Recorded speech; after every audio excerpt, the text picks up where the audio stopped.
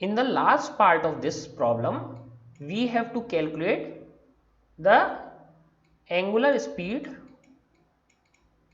of this coil, and we are given this moment of inertia. One thing you have to notice, this current is represented by normal I, while this moment of inertia is represented by italic I, just to differentiate. So this I is moment of inertia. So from Newton's second law, what we know? We know F is equal to ma.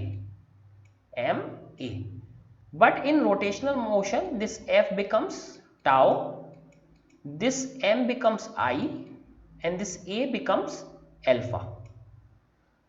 So tau is simply equal to mb sine theta, that we have just seen. Now what is I and alpha? So alpha is simply d omega upon dt. This is alpha. Now putting all these value, so tau is equal to I alpha is d omega by dt. So this is equal to tau, and tau is also equal to mb sine theta. Now let us solve this problem. So tau is equal to I d omega by dt is equal to mv sine theta, where I is the moment of inertia. Now from chain rule, this d omega by dt, let us solve this. D omega by dt is equal to, let us multiply by and divide by d theta. So d omega by d theta is equal to d theta upon dt. So this d omega upon d theta remains there, and this d theta upon dt becomes omega. Now let us put this value here. So what we have, I, the value of d omega by dt is equal to I omega d omega, and in the denominator we have d theta is equal to m b sine theta. Let us take this d theta this side. So what we have, I omega d omega is equal to mb sine theta d theta. So that we have. Now let us integrate both the side. So we have this I omega d omega is equal to mb sine theta d theta. So integrating it. So from theta is equal to 0 to theta is equal to 90 degree, that means pi by 2. So I is constant, so I is out of the integral omega d omega, because I will remain constant with the change in omega. So omega changes from 0 to omega f, that means final frequency. So this mb sine theta, again mb is constant, so it is also out of integral. Sine theta d theta will change, and it will change from 0 to pi by 2. So these are the limits of this integral. So let us solve this integral. So I is there, and you know omega d omega is omega square by 2. When we put these limit, so this upper limit, lower limit is already 0. So what we get, I omega square f by 2. So this is our left side.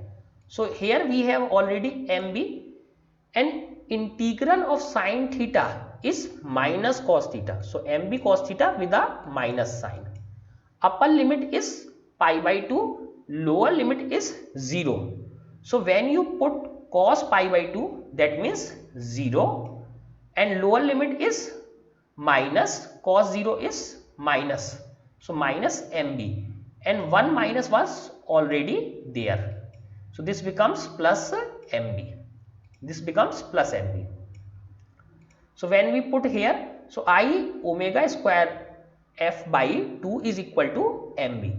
So from this, omega square f is equal to mb upon I and 2 here. So this is the omega square, omega f square. So what is omega f? Is 2 mb upon I to the power half. So this we get. Now let us put all the values.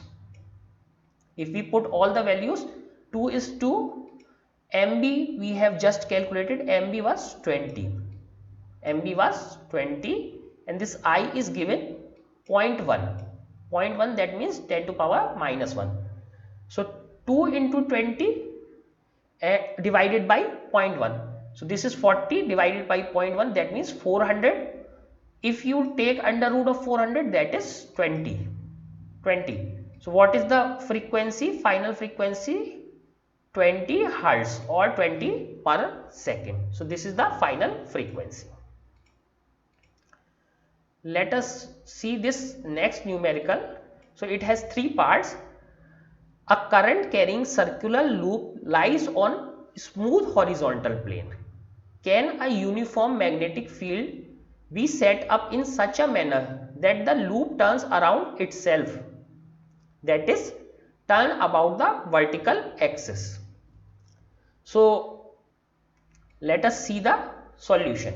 No, because that would require torque. So we know that for turning a loop, circular loop or a rectangular loop, we need torque, and torque must be in vertical direction.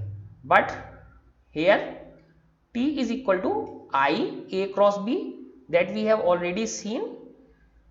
Since A of the horizontal loop is in vertical direction, tau will be in the plane of the loop for any B. So in this case we cannot move the we cannot move this loop.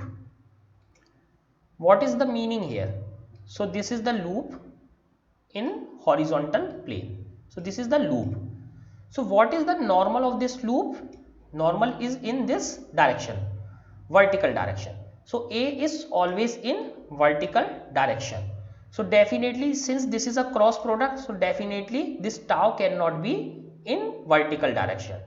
Tau is either in this axis or in this axis. Tau is, so let us mark this at z axis. So tau can only be in this x axis or y axis. Tau cannot be in z axis. But to rotate it, what we need? Tau in vertical direction. We need tau in z direction. But since A is already in z direction, this cross product cannot be in z direction. Tau can only be in y or x direction. Suppose if we take magnetic field in this direction, tau will be in y direction, because cross product means these are two direction, this tau will be in third direction. And if the magnetic field is in y direction, tau will be in x direction. So in no case tau can be in z direction. Now let us solve the second part. A current carrying circular loop is located in a uniform external magnetic field. If the loop is free to turn, what is its orientation of stable equilibrium?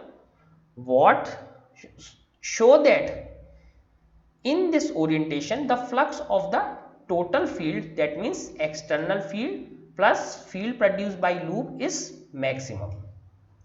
So again the solution, orientation of stable equilibrium is one where the area vector A of the loop is in the direction of the external magnetic field. Okay, so both must be in the same direction. Suppose this A is in this direction and magnetic field is also in this direction. So there will be no torque, because for tau I A cross B. So since this is a sine theta function, both are in same direction, tau is 0. So there will be no turning. That means this is stable. Both are in same direction. Now in this orientation, the magnetic field produced by loop is in the same direction as the external field. So again you know, so external magnetic field is in this direction, and from right hand rule the magnetic field will also in the same direction. So let us say that current is moving like this anti-clockwise, so the magnetic field is also in the same direction. Both both normal to the plane of the loop, thus giving rise to the maximum flux of the total field. So in this case, the external magnetic field and the field produced by loop both are in same direction. That means magnetic field will be maximum.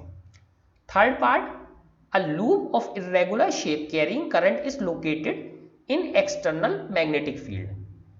If the wire is flexible, why does it change to a circular shape? So again, let us say a loop of irregular shape, and if this wire is flexible, that means this can change to any shape. Then why this becomes circular? This is our question. So answer is, it assumes circular shape with its plane normal to the field to maximize the flux, because we know in the circular shape the flux will be maximum. Since for a given perimeter a circle encloses greater area than any other shape. So a circle encloses more area than any other shape. That's why it will make a circular shape.